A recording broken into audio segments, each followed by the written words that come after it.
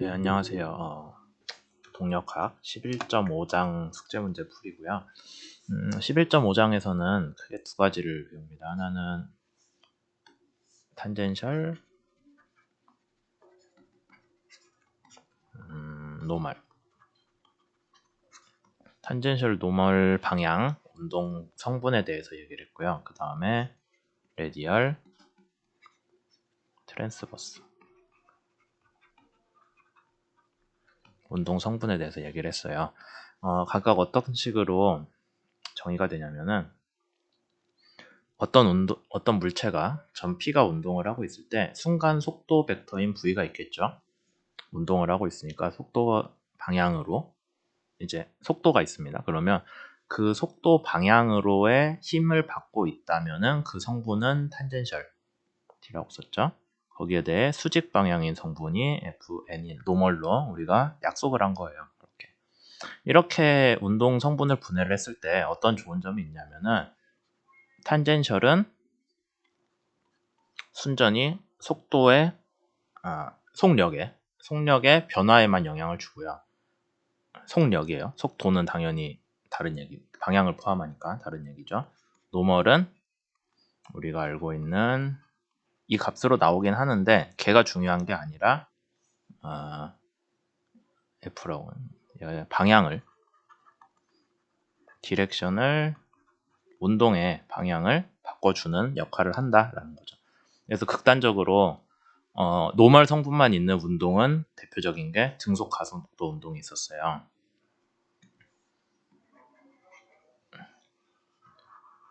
등속 원운동, 등속 가속도가 아니라. 등속 원운동은 여러분들이 알다시피 일정한 속도로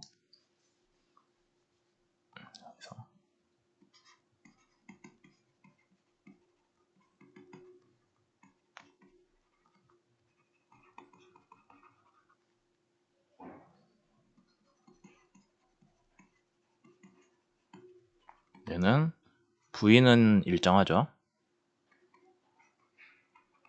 다만 방향만 계속 바뀝니다. 방향이 어떤 식으로 바뀌었냐면은 운동의 수직인 방향 성분으로. 그래서 노멀만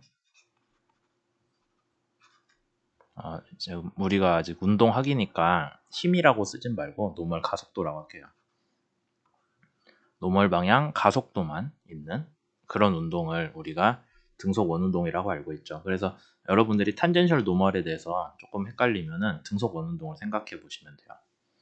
그리고 밑에 레디얼 트랜스버스 운동 성분에 대해서 얘기를 하자면은 레디얼 트랜스버스 운동은 등속 원운동하고는 다른 얘기고요. 다만 여러분들이 좀 헷갈리기 쉬운 게 레디얼 트랜스버스 운동이 점 5에서 어떤 물체가 S를 따라 운동하고 있을 때 그 점 P의 운동을 기술하는 방법이긴 한데 점 5에서 P까지 가는 방향 그대로 가는 게 레디얼.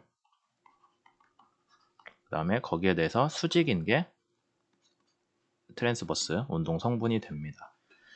그렇게 이제 우리가 알고 있으면 되고 다만 이 점 5가 아까 계속 등속 원운동 얘기를 했는데 등속 원운동에서 점 5가 뭐 운동의 원점일 수도 있는데 레디얼 트랜스버스에서는 얘가 꼭 원운동의 중심일 필요도 없어요. 그냥 어떤 한 점이에요. 얘는 원점이기는 한데 그냥 어떤 의미의 점이라서 꼭 뭐 회전 운동의 중심이고 뭐 어떤 의미가 있고 그런 건 아니에요. 그냥 여러분들이 이 점 5를 중심으로 점 5를 기준으로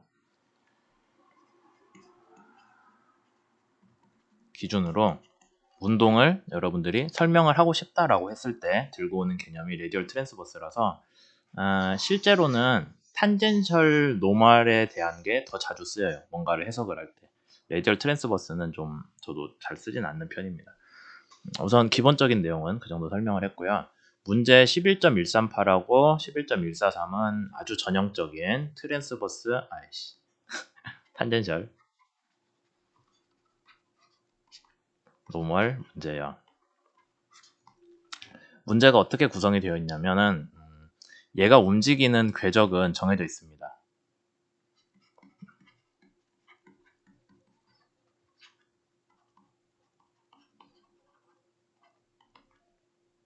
이게 궤적이 정해져 있어서 어떤 물체가 여기 점 P라고 할게요. 어떤 물체가 어떤 궤적을 따라서 움직여요. 근데 이제 문제 두 개 다 공통적으로 어떤 점을 기준으로 원운동을 하는, 그러니까 원호상의 호, 우리가 아크라고 하는데 원호를 따라서 움직이는 운동을 이제 설명을 할 거예요. 문제에서 그걸 다 들고 있습니다. 그러면 여러분들이 이 호를 따라 움직이는 운동은 순간 속도는 어떻게 돼요? 순간 속도는 이 궤적에 항상 접해가지고 발생을 하겠죠. 속도는 항상 궤적에 접해 있을 겁니다. 그 다음에 속력은 처음 속도 더하기 A라고 쓰지 말고 D분의 DV라고 쓸게요. 그 다음에 만약에 어떤 시간이 지났다고 한다면은 거기에 대해서 T를 할 거예요. 원래는 dt over dv가 어떤 시간에 대한 함수로 나올 수도 있는데 이 두 문제에서는 일정하다고 되어 있거든요. 그냥 그렇게 가정을 한 거죠. 일정하다고 가정을 하고 그럼 여러분들이 v를 구할 수가 있습니다. t만큼 시간 이후에 속도 v를 구할 수가 있고 그 다음에 노멀 방향 가속도는 이걸로 나오죠. 근데 이 v라는 게 여기 있는 v이기 때문에 시간에 따라서 변한다라는 거 되게 중요합니다. 처음 값으로 정해져 있는 게 아니라 시간에 따라 변하는 속도 v의 제곱이에요. 그래서 어떤 특정한 시점에 노멀 방향 가속도는 어떻게 구하냐? 그 시점에 v를 먼저 구하시고 그걸 가지고 이 a를 구하실 수가 있죠. 그 다음에 우리가 로 아니면은 반지름 레디우스를 쓴 건데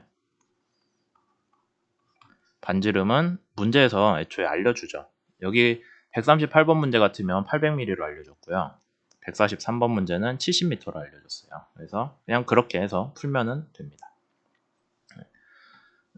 탄젠셜 노멀 방향에 대한 얘기를 지금 했고요. 그래서 근본적으로 두 문제가 추구하는 얘기는 같아요. 복잡하게 꼬아놓진 않은 문제고요. 다만 하나 좀 나중에 얘기를 하자면은 아까 이 호를 따라서 운동을 하고 있는데 143번 문제 같은 경우에는 어떤 특정한 점에서의 속도 성분을 XY로 표현하라고 되어 있거든요. 문제에서. 속도였나? 가속도였나?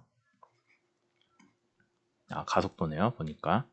가속도가 어떤 방향으로든 나오겠죠. 직진 방향으로 가는 탄젠셜, 그러니까 원래 운동 방향에 탄젠셜이 있을 거고 그 다음에 안쪽으로 가는 노멀 성분이 있을 거예요. 그럼 둘이 합을 구하면 뭔가 나오겠죠, 방향이. 걔가 진짜 가속도인데 걔를 성분 분해를 x랑 y에 대해 해주라는 게 추가 문제로 있거든요.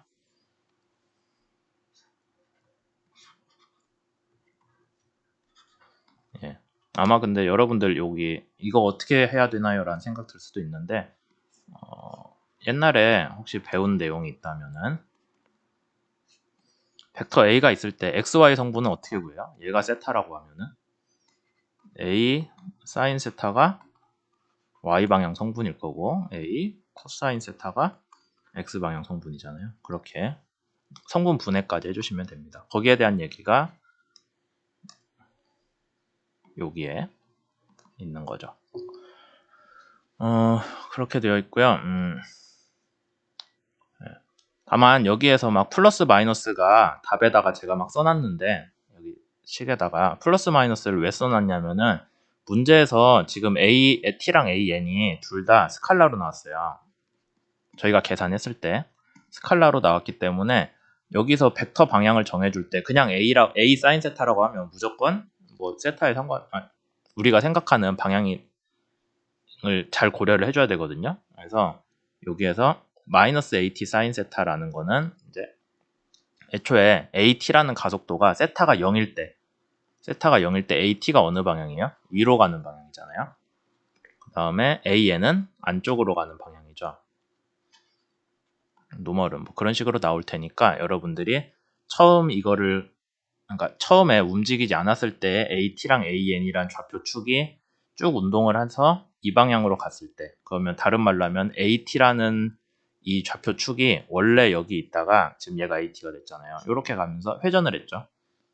AT가 이렇게 그 회전하는 성분들을 표현을 해준 게 이 부분이거든요. 그러니까 143번 문제는 앞부분은 그냥 평이한 문제인데 사실 뒷부분에 요게 조금 여러분들이 따라오기가 복잡할 수 있는데 차근차근 해보면은 어렵진 않을 거예요. 그 다음에 이런 식의 사인, 코사인 성분분해는 동력학뿐만 아니라 뭐 유체역학이나 다른 부분에서도 되게 많이 쓰이거든요.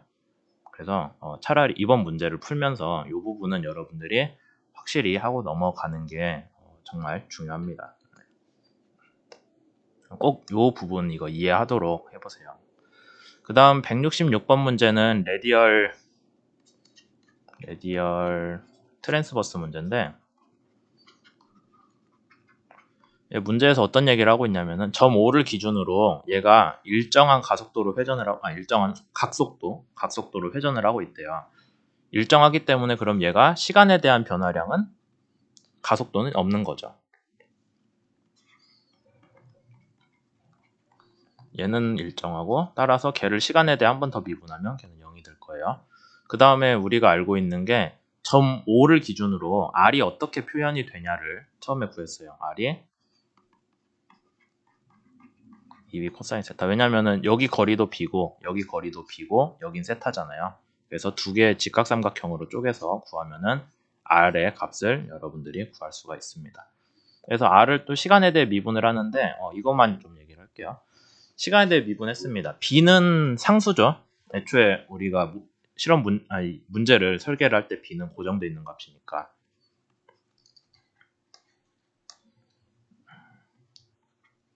그래서 상수인 2하고 b, 그 다음에 코사인 세타인데 세타는 시간에 따라 변하겠죠. 근데 t에 대한 함수긴 할 텐데 우리가 정확히 어떤 관계인지 모르잖아요. 그래서 여러분들이 혹시 기억을 할지 모르겠지만 이렇게 두 개를 쪼개서 서로의 곱이라고 생각을 해볼까요? 너무 돌아가는 느낌인데 그러면 그래도 한번 해봅시다.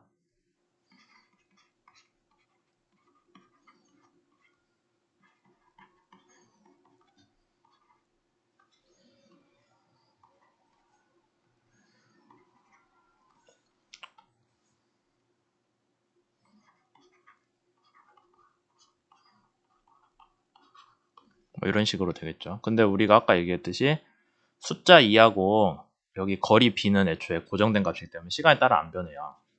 얘는 없어지고 이것만 남죠. 그러면 코사인 세타를 미분하면 뭐가 되냐가 문제가 되는데 뭐가 돼요?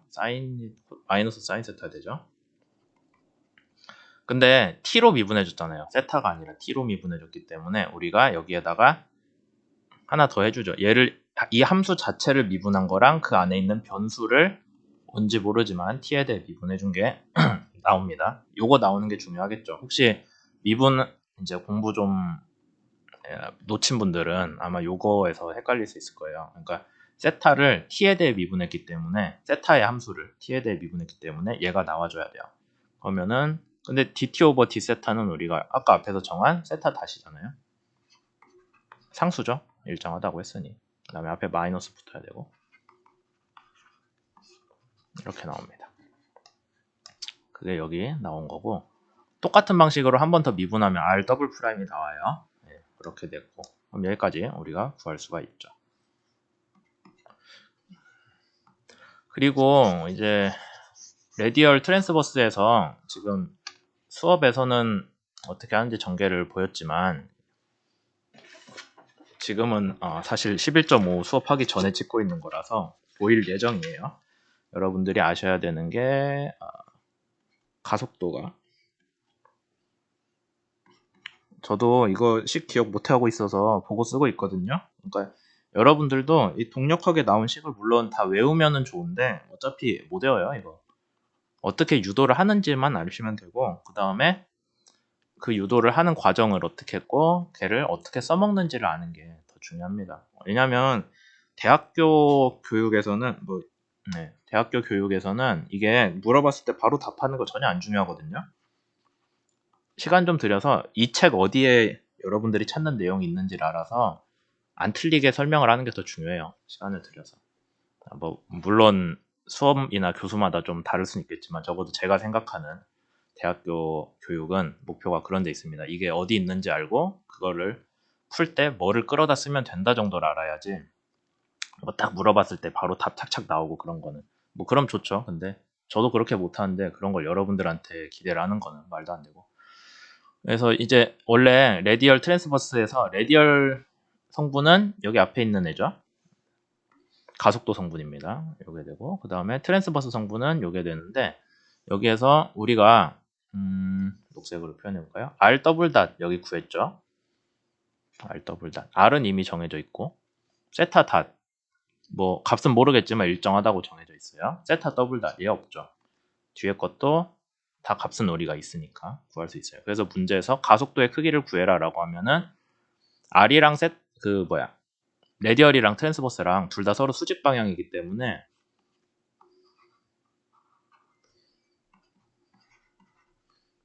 이렇게 나오면 얘가 A잖아요. 그래서 얘 가속도, 얘 크기는 어떻게 구해요?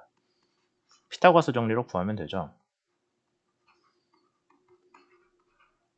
그게 여기 나와 있고 그렇게 풀어주면 됩니다.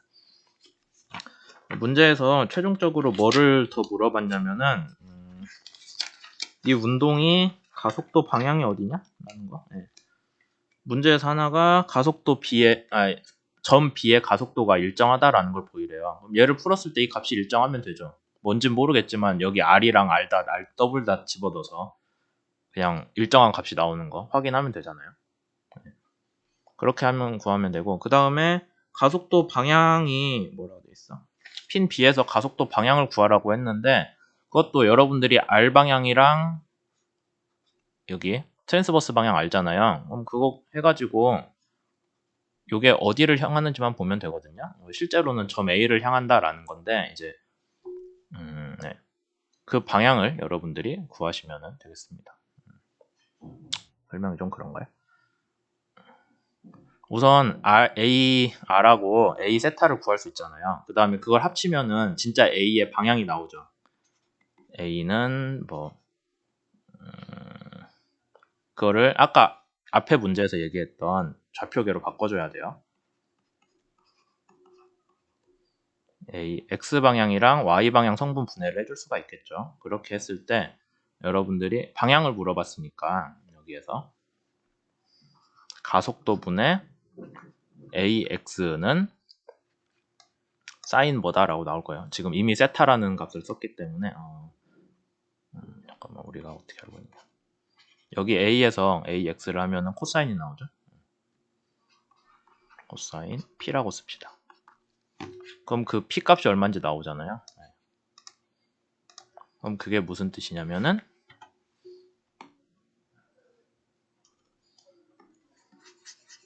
그렇게 해서 구한 게 그러니까 점 B에서의 가속도 방향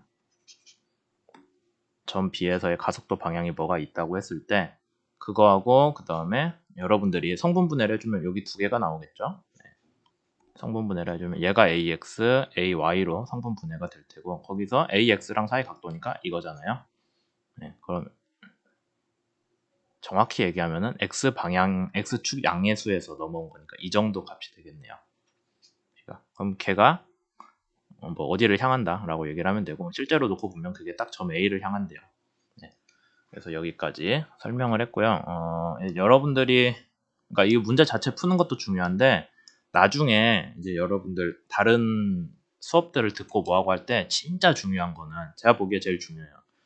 이거거든요.